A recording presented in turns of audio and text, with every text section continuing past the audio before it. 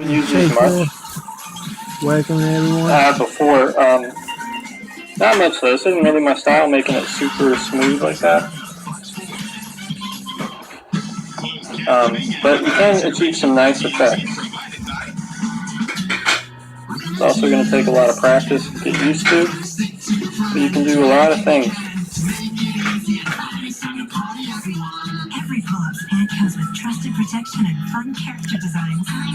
So there you go, that's a lot smoother than it was. I'm not going to spend a lot of time on it, but I just want to show you the technique of how you can use this. So that's one way to shade. You can do it like that. I mean, of course you want to add a shadow, make it look realistic, etc. I'm not really going to go too in depth of it, but you know, there's a shadow here.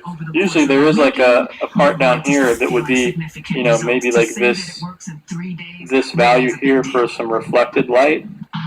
Depends on what it's sitting on. But the shadow is never usually as dark as the actual object. The shadow is usually a little lighter. Like I said, it depends on what it's sitting on. But it is going to be darker toward the actual object. So, there we go. Just one idea for shading. So that's one way to do it. There are two ways to do it actually. You can use the blending stump, or you can just leave it raw, graphite, like this, untouched, or you can make it a little smoother, blend it out. You know, I could get it a lot smoother than this if I wanted, but for demonstration purposes, that's a nice looking sphere with a really bright spotlight on there. Now, something else you can do and play around with them, which is fun to do with just quick sketches. You know, this is more of like a finished drawing almost, you know, really detailed. It's not usually my style. I like doing a lot looser, especially when I'm sketching. A lot more loose sketches. So let's say there's another sphere or whatever object. It could be anything. You know, you could draw a guitar if you want. Just break it down into simple shapes and then, you know, start refining. Try to get the lines as close as possible. So there's another sphere, somewhat. Another cool thing you can do is cross-hatching. And you want to make sure, I mentioned this in the last video, about following the shape of the sphere. And what I mean by that is the 3D-ness of it, the actual, like right now it's just flat, it's 2D, there's no dimension to it. But by adding this, there's depth. And you can see I followed this shape, this curvature. And that's what you want to do. So let's say, just for argument's sake, let's do something a little different. And let's do the light coming from over here. So this is a light source. You know, there's a light beaming down on it. So you probably want the shadow to, you know, the curvature to be over here. So the cross-hatching would, you know, cross-hatching, well, let me tell you what cross-hatching is. It's doing different things. It's drawing strokes like this and then crossing them. So that's cross-hatching. Very simple. But here's where the shading part of it comes into play, is that you make them closer together. When you make them closer together, it gets darker and darker.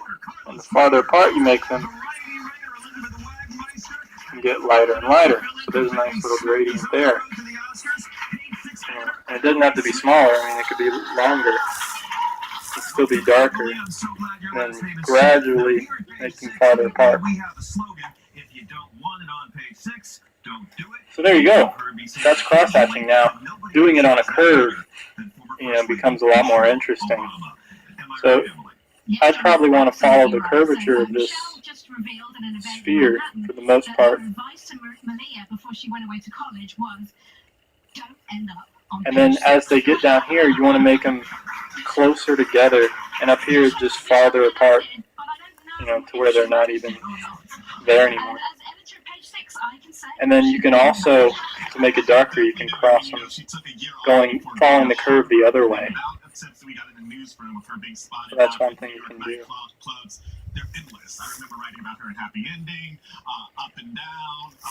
So I hope this gives you some ideas. There's tons of different shading techniques. It's different way of doing the This is just a shade. few of them. These are kind of the main things that I use when I'm drawing. The most vital ways of shading. And you could even blend a mixture of the two. Fill some of this in. You can just do scribbles. And make some interesting. It's good for bushes. There are all kinds of things. There's so many different things you can do. You can just make little marks. Really small cross hatching to where you can't even tell if it's cross hatching or not. So those are some things you can do. I kind of do that. Sometimes I just kind of scribble like this. If I was shading this, I would just shade it. Kind of follow the curvature as best I could. Scribble. This is a quick sketch, so it's not anything that important. But if I'm just, wanted a quick sketch for something, that's what it would look like. And this is more of a really study an important thing.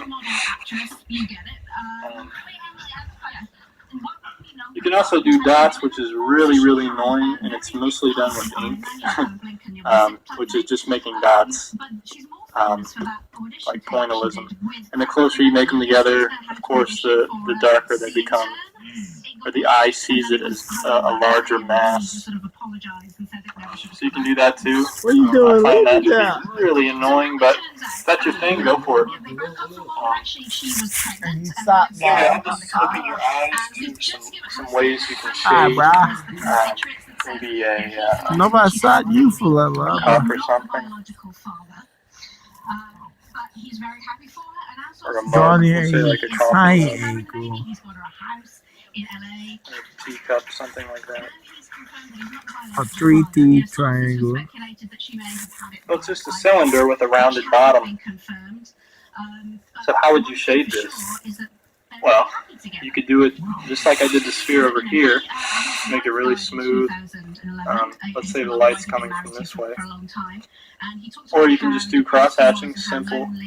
You can do these straight up and down. You follow this edge. They're going to be closer together over here. And then just make them farther apart. And since the light's coming from up here, they're going to be shorter. They're not going to be up here. Just make them farther apart. Will Mr. Ryan Seacrest be working on the red Just follow the bottom curve. What's the latest on this unfolding story? So we've been working our sources on this extensively, and the latest is there's been crisis meetings at NBC Universal, which owns the There's also going to be a shadow over here. Can still be on the red carpet. While I was standing by him, and they did the internal investigation, and they cleared him. This is like really messy sketching. But you can get as detailed as you want with it. You can come back in and just do the raw graphite, just fill it in a little bit. Get darker with it. Use all your different range of pencils. That's what these are here for. You can use, you can use a 6B on this if you wanted. Just get really dark.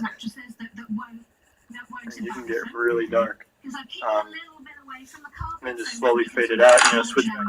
Also, we're hearing that there's likely to be a 30-second tape delay on the line from the red carpet so that they can bleep out or cut out. Work on trying to get it as realistic as possible. And usually most things aren't ever completely white, so you would even shade it the white side a little bit. But if you do that, just make sure that you have to make the darks even darker. And try to be sure of what is the whitest part, the lightest part of the actual object in real life.